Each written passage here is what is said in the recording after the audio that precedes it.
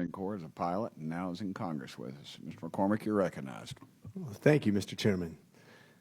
I definitely feel like it's to America's great benefit to be a partner in defending Ukraine, preventing the unprovoked Russian ambitions to take over a country and to continue to expand their, what I would say is probably something that Peter the Great has been quoted by Putin. People think that he's just a former KGB guy who's part of the Soviet Union. He literally quotes Peter the Great.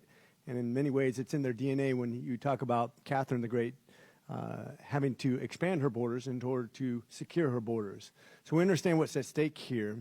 I thought it was interesting that the Biden administration has constantly been too slow in delivering needed weapon systems for Ukraine to win this. The president's irresponsible rhetoric prior to the invasion and reluctance to act more decisively since then has caused Russia's unjustified aggression war to Ukraine to continue for longer than it should have ever been continued.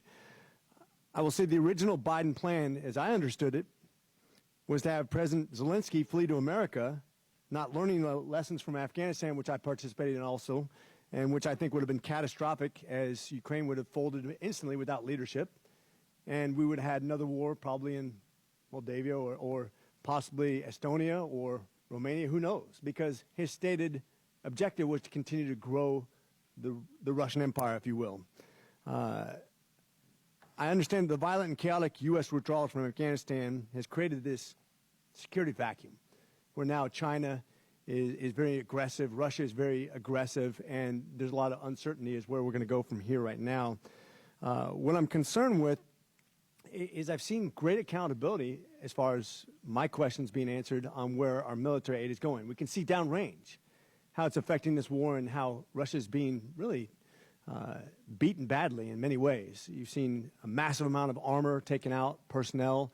We're at a stalemate right now. There's about to be a counteroffensive with any blessings. Hopefully we'll be successive. And when I say we, I mean them.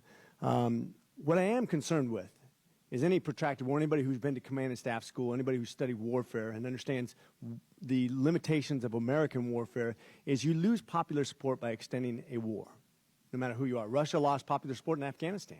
So did we.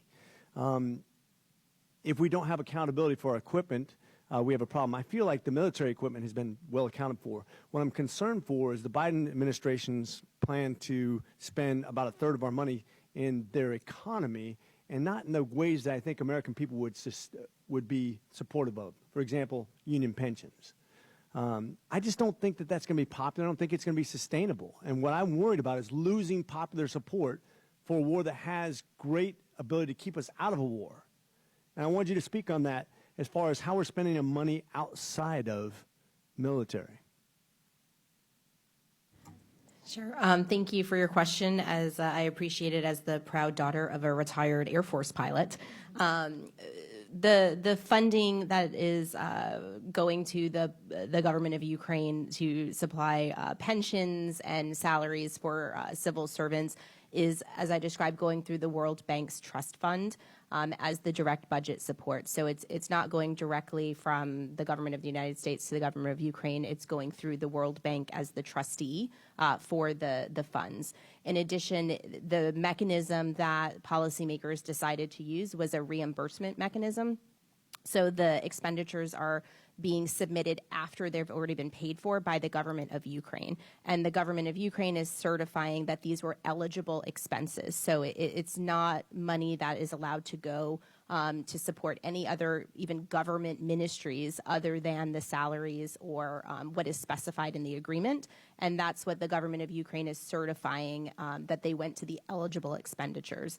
And then the levels of oversight that have been built into this system of oversight is what I'm calling it, then falls to the trustee, which is the World Bank, to look at using their own very well-established internal standards, controls, and procedures to certify that they were eligible. And then USAID has a responsibility as well. Yeah, so when you talk about eligible expenditures, this is exactly what I'm talking about. It's fancy words for basically saying things we don't want to go to.